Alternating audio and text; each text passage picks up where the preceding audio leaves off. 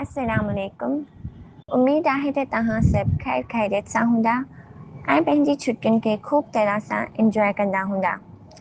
अॼु आउं अव्हां जे साम्हूं हिकु ख़ूबसूरत नात पेश करण वारी आहियां, प्यारो नबी असांजो, जेको क्लास 1 जो आहे ऐं जंहिंजा शाइर गुलाम मोहम्मद गाज़ी साहिब आहिनि। हिन नात में शाइर हुज़ूर अकरम सल्लल्लाहु अलैहि वसल्लम जी अज़ीम शख़्सियत, मोहब्बत, शफ़क़त ऐं इंसानियत लाइ कयल एहसाननि जो ज़िक्र कयो आहे। शाइर ॿुधाए थो त रसूलुल्लाह सल्लल्लाहु अलैहि वसल्लम सभिनी इंसाननि जा प्यारा नबी आहिनि।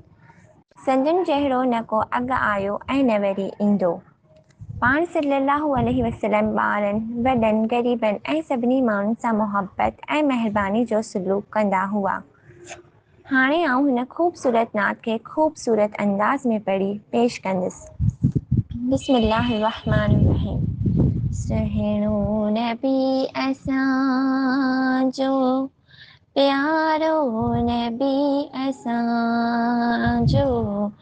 शाइर चवे थो त हुज़ूर सल्लल्लाहु अलैहि वसल्लम सभिनी इंसाननि लाइ तमामु सुहिणा ऐं तमामु प्यारा आहिनि। आयो न अहिड़ो ईंदो न्यारो नबी असांजो। हुज़ूर सल्लल्लाहु अलैहि वसल्लम जहिड़ो अज़ीम ऐं भलो इंसान न अॻु कॾहिं आयो ऐं न वरी ईंदो। हाकिम हकीम आहे ॿारो नबी असांजो। हुज़ूर सल्लल्लाहु अलैहि वसल्लम वॾी दानाई वारा, हिकमत वारा ऐं इंसाननि जा रहनुमा आहिनि। ॿारनि सां प्यार जंहिंजो, प्यारो नबी असांजो।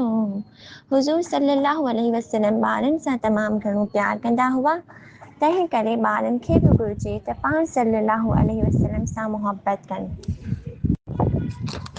असां सभिनी खे घुरिजे त हुज़ूर सल्लल्लाहु अलैहि वसल्लम जी तइलीमात ते अमल करियूं, संदनि इख़लाक़ ऐं मोहब्बत खे पंहिंजी ज़िंदगी जो हिस्सो बणायूं।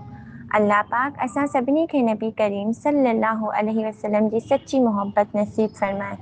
आमीन। बिस्मिल्लाहिर्रहमानिर्रहीम। सुहिणो नबी असांजो, प्यारो नबी असांजो। आयो न अहिड़ो ईंदो न्यारो नबी असांजो। हाकिम हकीम आहे ॿारो नबी असांजो। ॿारनि सां प्यार जंहिंजो, प्यारो नबी असांजो।